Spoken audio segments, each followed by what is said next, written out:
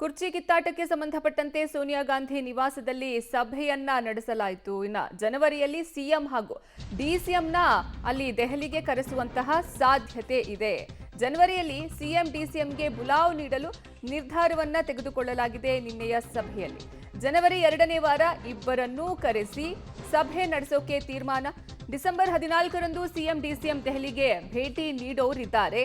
ಭೇಟಿ ವೇಳೆ ಬುಲಾವ್ಗೆ ದಿನಾಂಕ ನಿಗದಿ ಮಾಡುವಂತಹ ಸಾಧ್ಯತೆ ದಟ್ಟವಾಗಿದೆ.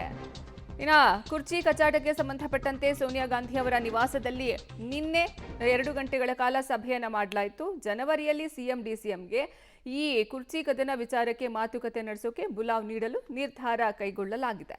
ನಿನ್ನೆ ಸೋನಿಯಾ ಗಾಂಧಿ ಅವರ ನಿವಾಸದಲ್ಲಿ 2 ಗಂಟೆಗಳ ಕಾಲ ಸಭೆಯನ್ನ ನಡೆಸಲಾಯಿತು. ರಾಜ್ಯದ ವಿದ್ಯಮಾನಗಳ ಕುರಿತಾಗಿ, ಜೊತೆಗೆ ಸದ್ಯ ಈ ಕುರ್ಚಿ ಫೈಟ್ ವಿಚಾರವಾಗಿ 2 ಗಂಟೆಗಳ ಕಾಲ ಮೀಟಿಂಗ್ ಅನ್ನ ನಡೆಸಿದ್ರು.